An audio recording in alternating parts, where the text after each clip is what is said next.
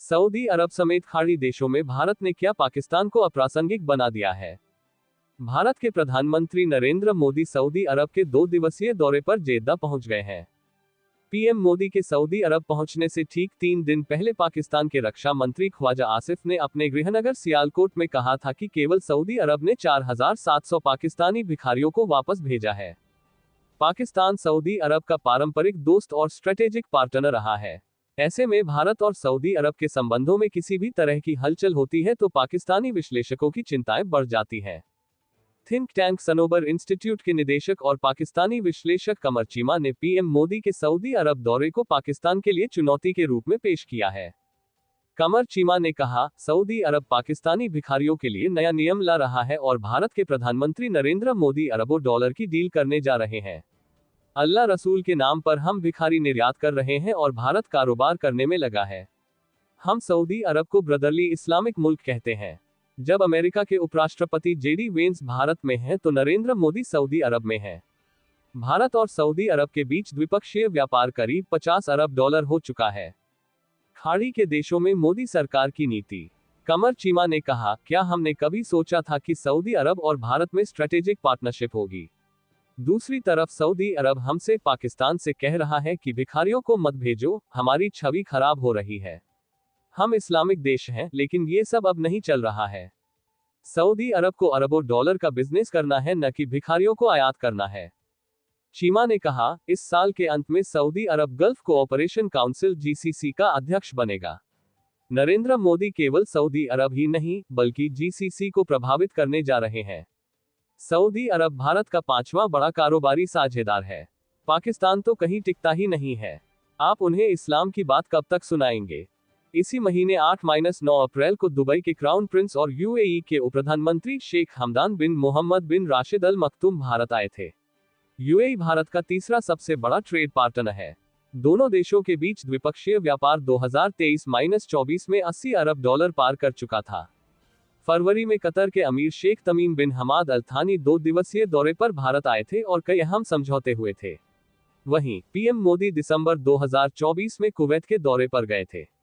16 से 17 फरवरी तक ओमान की राजधानी मस्कट में इंडियन ओशियन कॉन्फ्रेंस हुई थी, जिसका सह आयोजक इंडिया फाउंडेशन था।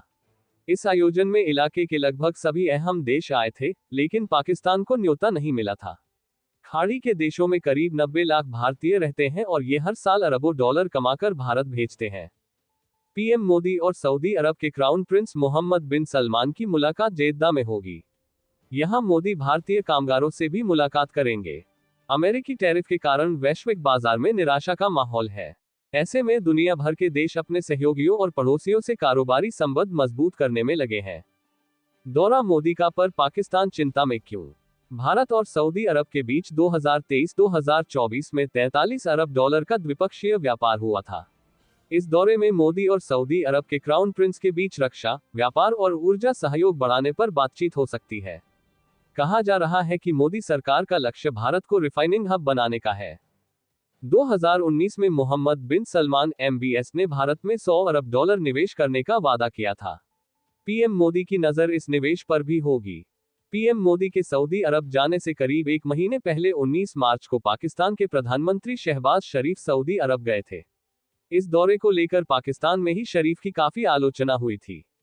भारत में पाकिस्तान के उच्चायुक्त रहे अब्दुल बासित ने शहबाज शरीफ के सऊदी दौरे को लेकर पाकिस्तानी न्यूज चैनल एबीएन से कहा था, इस दौरे को लेकर पाकिस्तान ने यह नहीं बताया कि क्या शहबाज शरीफ को आने का न्योता मिला था। अगर पाकिस्तान ने सऊदी से कहा होगा कि हम आना चाहते हैं तो वो मना तो नहीं ही करता। बासित ने कहा, निजी दौरे को सरकारी दौरा बनाने का यही जरिया होता है। जब शहबाज शरीफ गए तो रमजान का आखिरी हफ्ता था और पाकिस्तान के लोग सऊदी जाकर उम्रा की ख्वाहिश रखते हैं। इस दौरे में पीएम के बेटे हमजा शरीफ थे, उनकी भतीजी मरियम नवाज थी और इसहाक डार थे जो कि उनके रिश्तेदार ही हैं।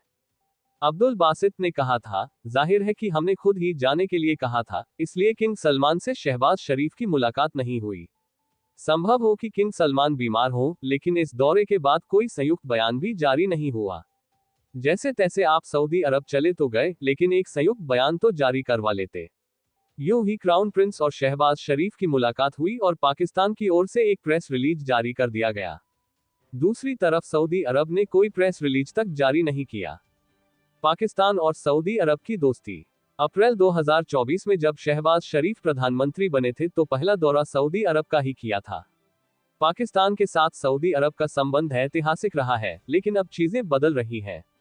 पाकिस्तान कभी अमेरिकी नेतृत्व वाले पश्चिमी खेमे का दुलारा हुआ करता था, लेकिन अब वह यहां अप्रासंगिक हो चुका है। ऐसे में गल्फ के देशों से उसकी करीबी पर भी असर पड़ा है। सऊदी अरब और पाकिस्तान की दोस्ती के बारे में साल 2008 में ब्रुकिंग्स इंटेलिजेंस प्रोजेक्ट के सीनियर फेलो और निदेशक ब्रूस रिडल ने लिखा था कि 1960 के दशक से अरब वर्ल्ड के बाहर पाकिस्तान को सऊदी अरब से जितनी मदद मिली, उतनी किसी को नहीं मिली। मिसाल के तौर पर मई 1998 में पाकिस्तान जब ये तय कर रहा था कि भारत के 5 परमाणु परीक्षणों का जवाब देना है या नहीं, तब सऊदी अरब ने पाकिस्तान को हर दिन 50,000 बैरल तेल मुफ्त में देने का वादा किया था। इससे पाकिस्तान को परमाणु परीक्षण के बाद पश्चिमी देशों के आर्थिक प्रतिबंधों से लड़ने में काफी मदद मिली थी। सऊदी अरब के इस वादे से पाकिस्तान के तत्कालीन प्रधानमंत्री नवाज शरीफ को परमाणु परीक्षण का फैसला लेने का साहस मिला था। ब्रूस रिडल ने लिखा है कि पाकिस्तान के परमाणु परीक्षण के बाद यूएस और यूरोपियन यूनियन के प्रतिबंधों को कमजोर करने में सऊदी अरब ने जमकर मदद की थी। गल्फ से भारत का अब केवल लेन देन का संबंध नहीं, दूसरी तरफ अतीत के कई दशकों तक भारत का खाड़ी के देशों से संबंध ऊर्जा के आयात और भारत से ब्लू और व्हाइट कॉलर लेबर के निर्यात तक सीमित था। गल्फ के देश अपनी अर्थव्यवस्था के निर्माण और विकास के लिए प्रवासियों पर निर्भर रहे हैं और भारत ऊर्जा के मामले में खाड़ी के देशों पर। लेकिन प्रधानमंत्री नरेंद्र मोदी इस संबंध को आगे ले गए और खाड़ी के देश भारत के न केवल कारोबारी साझेदार हैं बल्कि स्ट्रेटेजिक पार्टनर भी हैं। Manohar Lal Parrikar institute for defence studies and analysis में एसोसिएट फेलो रहे और वर्तमान में दिल्ली स्थित जवाहरलाल नेहरू यूनिवर्सिटी के पश्चिम एशिया अध्ययन केंद्र में एसोसिएट प्रोफेसर मोहम्मद मुदसिर कमर भी मानते हैं कि नरेंद्र मोदी सरकार भारत और गल्फ के बीच संबंधों को अतीत से बहुत आगे ले जा चुकी है। डॉक्टर मुदसिर कमर कहते हैं, पहले गल्फ और भारत के बीच संबंध लेन देन का था, लेकिन अब दोस्ती और साझेदारी का है। अब गल्फ के देश भारत के स्ट्रेटेजिक पार्टनर हैं। प्रधानमंत्री मोदी ने सऊदी के साथ डिप्लोमेसी के जरिए संबंध को अतीत के ठंडे बस्ते से निकाल उसमें गर्मजोशी भरी है। हालांकि पाकिस्तान ने गल्फ में भारत से मिलने वाली चुनौती को कम करने की भी कोशिश की, लेकिन वैसी कामयाबी नहीं मिली। मई 2017 में पाकिस्तान के पूर्व सेना प्रमुख जनरल रहील शरीफ 42 देशों के Islamic military counter terrorism coalition के कमांडर बनने पर राजी हो गए थे। वहीं 2019 में पाकिस्तान के तत्कालीन प्रधानमंत्री इमरान खान ने मलेशिया में होने वाले मुस्लिम समिट से खुद को अलग कर लिया था। सऊदी अरब ने इसे मुस्लिम वर्ल्ड में अपने नेतृत्व को चुनौती के रूप में देखा था। अब पाकिस्तान की फिक्र नहीं, लेकिन 2019 में भारत ने जब विवादित नागरिकता संशोधन कानून, जिसे मुसलमानों के प्रति भेदभाव करने के रूप में देखा गया, लाया, तब भी यूएई ने पीएम मोदी को अपना सर्वोच्च नागरिक सम्मान दिया था। वहीं 2019 में जम्मू कश्मीर का विशेष दर्जा खत्म किया गया, तब भी सऊदी अरब और यूएई ने पाकिस्तान की उपेक्षा की थी। डॉक्टर मुदसिर कमर कहते हैं, भारत के सऊदी या फिर यूएई से जो संबंध है, उनमें पाकिस्तान अप्रासंगिक हो चुका है। पाकिस्तान अब कोई फैक्टर नहीं है। एक जमाना था जब पाकिस्तान यहां बड़ा फैक्टर हुआ करता था। 2008 में मुंबई में हमले के बाद सऊदी और यूएई की सोच पाकिस्तान को लेकर बदली है। डॉक्टर कमर कहते हैं, मोदी सरकार ने सऊदी या गल्फ से संबंध गहरे करने में पाकिस्तान को डिहाइफेनेट कर दिया है। यानी पाकिस्तान अब भारत के गल्फ से संबंध गहरा करने में चिंता का विषय नहीं है। भारत और सऊदी के संबंधों में अब पाकिस्तान कहीं नहीं है। वाजपेयी सरकार में जसवंत सिंह ने विदेश मंत्री के तौर पर सऊदी से संबंध आगे बढ़ाने में पाकिस्तान को इग्नोर करने की प्रक्रिया शुरू कर दी थी। क्या इससे पहले गल्फ के देश भारत से संबंध बढ़ाने में पाकिस्तान की फिक्र करते थे? डॉक्टर मुदसिर कमर कहते हैं, बिल्कुल। पाकिस्तान की विदेश नीति में भारत एक अहम फैक्टर है। पाकिस्तान की विदेश नीति भारत केंद्रित रही है। पाकिस्तान ने गल्फ के देशों से संबंध इस बुनियाद पर बनाए थे कि उसे भारत से खतरा है। पाकिस्तान चाहता रहा है कि गल्फ के देश भारत के खिलाफ उसकी मदद करें। लेकिन भारत और गल्फ के संबंध अब बहुत परिपक्व हो चुके हैं और पाकिस्तान कोई फैक्टर नहीं है।